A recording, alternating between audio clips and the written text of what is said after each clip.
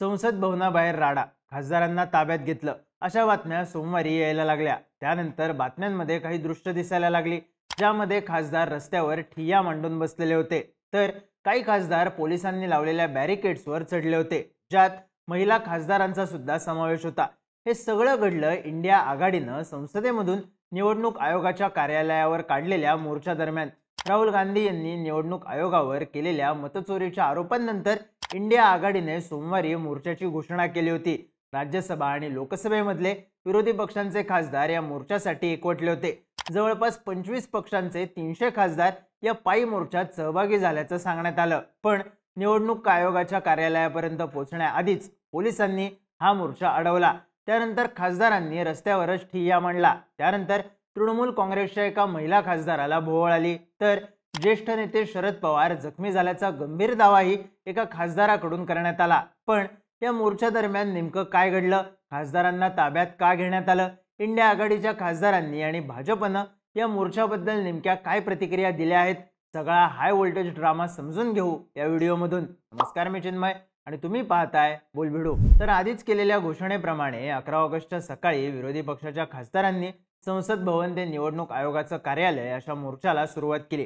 संसदेच्या मकरद्वाराजवळ जमलेल्या खासदारांनी राष्ट्रगीत म्हणत मोर्चाला प्रारंभ केला। खासदारांनी आपल्या हातात मत बचाव मत चोरी असं लिहिलेले बॅनर सुद्धा घेतले होते। जवळपास 25 पक्षांचे 300च्या आसपास खासदार एकत्र आल्याचं सांगण्यात आलं। पण हा मोर्चा निघण्याआधीच तो रोखण्यासाठी संसदेच्या प्रवेशद्वारावरच बॅरिकेड्स लावत पोलिसांनी मोर्चा अडवण्याचा प्रयत्न केला। पोलिसांनी मोर्चा रोखल्यामुळे काही खासदार आणि पोलीस यांच्यात वाद सुद्धा झाला। पोलिसांनी मोर्चाला परवानगी नाकारली होती, तरीही इंडिया आघाडीच्या खासदारांनी मोर्चा काढला। तर जेव्हा पोलिसांनी बॅरिकेड्स लावून मोर्चा अडवला, तेव्हा अनेक खासदार थेट बॅरिकेड्सवर चढले। त्यात समाजवादी पार्टीच्या अखिलेश यादव यांचा समावेश होता। सोबतच काही महिला खासदारांनी सुद्धा बॅरिकेड्सवर चढाई केली। त्यांना रोखण्यासाठी पोलिसांकडून पुरेपूर प्रयत्न केले जात होते। अशातच अखिलेश यादव बॅरिकेड्स ओलांडून पुढे आले आणि त्यांनी पुढे चालायला सुरुवात केली। पण पोलिसांनी त्यांना पुन्हा एकदा अडवलं। पोलिसांनी मोर्चाचा मार्गच अडवल्यानं इंडिया आघाडीच्या खासदारांनी रस्त्यावरच ठिय्या मांडला, धरणे आंदोलन केलं। महिला खासदारांनी बॅरिकेड्सवर चढून निवडणूक आयोगाविरुद्ध घोषणाबाजी करायला सुरुवात केली। शरद पवार, मल्लिकार्जुन खरगे यांच्यासारखे ज्येष्ठ नेते सुद्धा या आंदोलनात सहभागी झाले होते। SIR रद्द करण्याची मागणी करत आणि निवडणूक आयोगाविरुद्ध घोषणाबाजी करत विरोधकांनी संसदेचं आवार दणाणून सोडलं होतं। अशातच या आंदोलनादरम्यान तृणमूल काँग्रेसच्या खासदार मुवा मोइत्रा बेशुद्ध पडल्या। त्या पोलीस बसमध्ये असताना त्यांना त्रास झाला। राहुल गांधी यांनी त्यांना बसमध्येच पाणी दिलं, तर तृणमूलच्याच खासदार मिताली बाग यांची आंदोलनादरम्यान प्रकृती बिघडली आणि त्या भोवळ येऊन बेशुद्ध पडल्या। तेव्हा राहुल गांधी आणि इतर खासदारांनी त्यांना आधार देत गाडीपर्यंत पोहोचवलं आणि उपचारासाठी पाठवलं। दुसऱ्या बाजूला आंदोलनाचा अंदाज असल्यानं निमलष्करी दलाच्या तुकडीला सुद्धा संसदेच्या आवारात तैनात करण्यात आलं होतं। त्यामुळे पोलीस आणि निमलष्करी दल अशी दुहेरी ताकद खासदारांना रोखत होती, ज्यावरून काँग्रेस नेत्या आणि खासदार प्रियंका गांधी यांनी सरकार घाबरलं आहे, सरकार भित्र आहे अशी टीका केली। तर एका खासदाराने माध्यमांशी बोलताना असा दावा केला की काही ज्येष्ठ खासदार जखमी झाले आहेत। कोण कोण जखमी झाला आहे याची माहिती देताना या खासदारानं शरद पवारांचं नाव घेतल्याने मोठी खळबळ उडाली। या मोर्चात सुप्रिया सुळे यांच्यासह शरद पवार गटाचे इतर खासदारही उपस्थित होते, पण त्यांच्याकडून या दाव्याची पुष्टी करण्यात आली नाही। व्हायरल झालेल्या मोर्चाच्या फोटोजमध्येही शरद पवार मल्लिकार्जुन खरगे यांच्या शेजारी खुर्चीवर बसलेले होते। त्यामुळे ते खरंच जखमी झाले आहेत का या दाव्याची पुष्टी अजून झालेली नाही। आंदोलनाचा घोषणांचा जोर वाढत असतानाच पोलिसांनी राहुल गांधी, प्रियंका गांधी, संजय राऊत, प्रियंका चतुर्वेदी, सागरिका घोष यांच्यासह इतर खासदारांना ताब्यात घेतलं आणि आंदोलनस्थळी आणलेल्या बसमध्ये बसवलं। त्यानंतर ही बस पोलीस बंदोबस्तात पुन्हा संसदेच्या दिशेनं नेण्यात आली।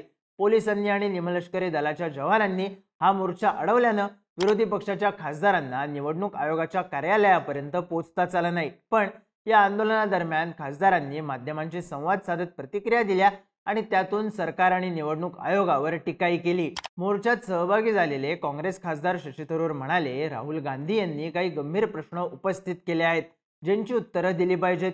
निवडणूक आयोगाची केवळ देशाप्रतीच नाही तर स्वतःबाबतही जबाबदारी आहे। निवडणुका संपूर्ण देशासाठी महत्त्वाच्या आहेत। जर लोकांना काही शंका असतील तर त्या सोडवल्या पाहिजेत। माझी एकच विनंती आहे की निवडणूक आयोगानं आमच्या शंका दूर कराव्या, तर राहुल गांधी म्हणाले, वस्तुस्थिती ही आहे की केंद्र सरकार काहीच बोलू शकत नाही. सत्य परिस्थिती देशासमोर आहे. ही लढाई राजनैतिक नाही तर संविधान वाचवण्यासाठी आहे. ही एक व्यक्ती एक वोट यासाठीची लढाई आहे.